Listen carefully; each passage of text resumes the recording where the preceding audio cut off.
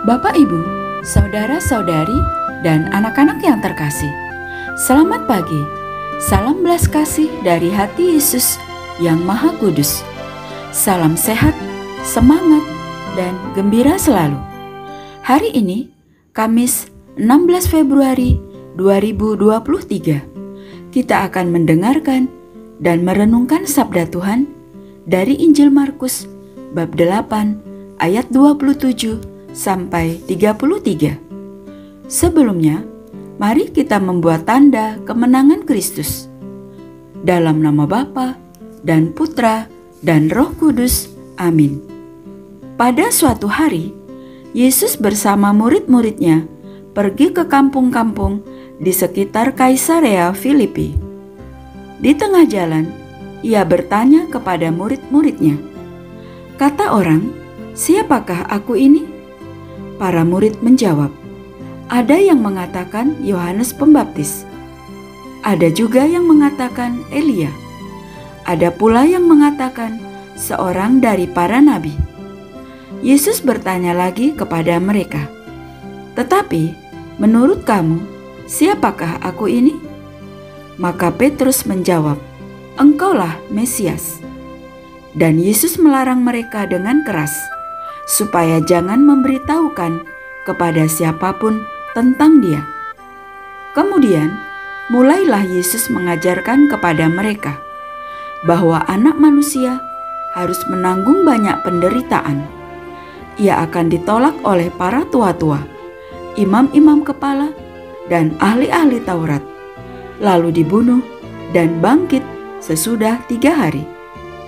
Hal ini dikatakannya dengan terus terang. Tetapi Petrus menarik Yesus ke samping dan menegurnya.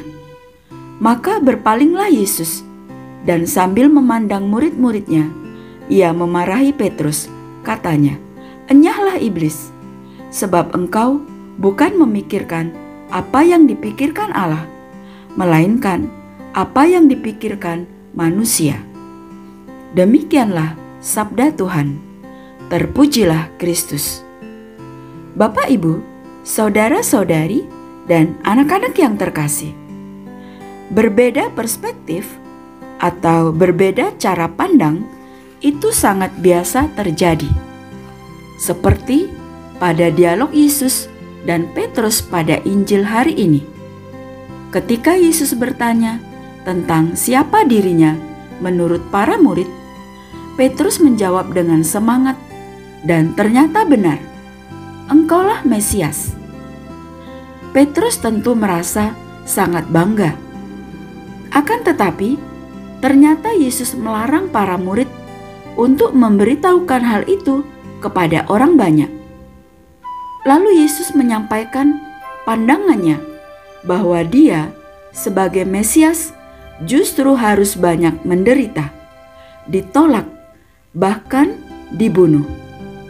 Sementara itu, Petrus dan para murid kiranya mempunyai pandangan berbeda tentang gambaran Mesias, yakni seorang raja dunia yang penuh kuasa dan kemuliaan, seperti tokoh-tokoh raja lainnya, secara politis dan sosial.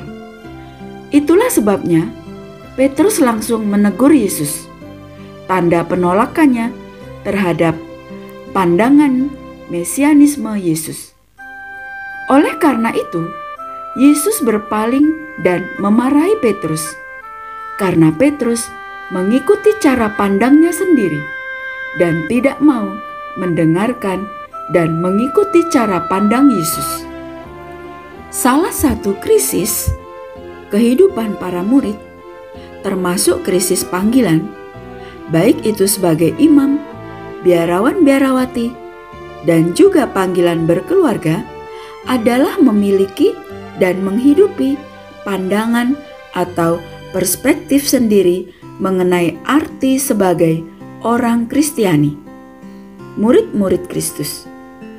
Ketika mengalami kesulitan dan penderitaan dalam jalan panggilan, termasuk juga berupa kekecewaan hidup bersama di komunitas atau pasangannya, orang akan cepat bertanya, apakah ini panggilanku?